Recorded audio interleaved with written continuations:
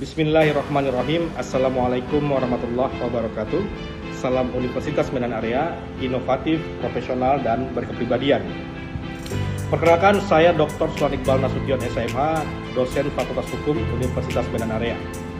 Pada kesempatan kali ini, saya ingin berbagi pengetahuan kepada saudara-saudara sekalian tentang kebebasan dan kemerdekaan dalam menyampaikan pendapat dan aspirasi. Bahwa negara menjamin setiap warga negaranya untuk dapat bebas menyampaikan pendapat, bebas dalam menyampaikan aspirasi. Sehingga untuk mewujudkan perlindungan dan jaminan tersebut, negara telah menetapkannya di dalam Undang-Undang Dasar tahun 1945. Di mana kebebasan berpendapat dijamin pada pasal 28 Undang-Undang Dasar tahun 1945. Maka untuk mengatur bagaimana teknis dan bagaimana mekanisme dalam menyampaikan pendapat yang benar, maka negara mengatur dan melahirkan kembali Undang-Undang Nomor 9 Tahun 1968 tentang kemerdekaan dalam menyampaikan pendapat.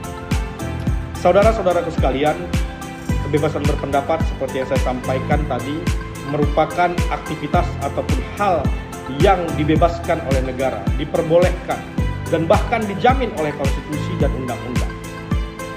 Kenapa? Karena kita sebagai warga negara, sebagai makhluk yang memiliki akal dan pikiran, yang sering melihat fenomena-fenomena yang terjadi di tengah-tengah masyarakat.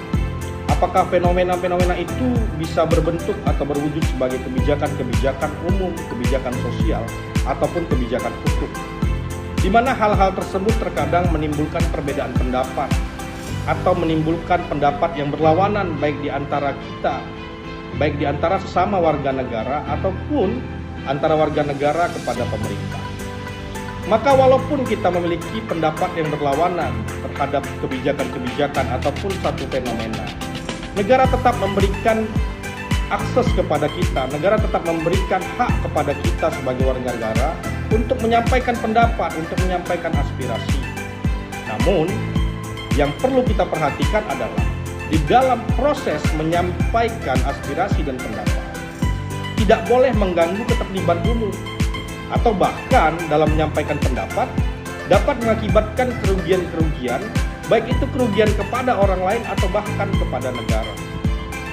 Maka dalam menyampaikan pendapat, dalam menyampaikan aspirasi, perlu kiranya kita memperhatikan yang pertama adalah agar kita sebelum melakukan aspirasi, sebelum kita menyampaikan pendapat kita di muka umum, kita harus memberikan pemberitahuan kepada pihak kepolisian bahwasanya kita akan melakukan memberikan pendapat di muka umum, sehingga pihak kepolisian sebagai aparatur penegak hukum yang bertugas untuk menjaga keamanan dapat melakukan pengawasan.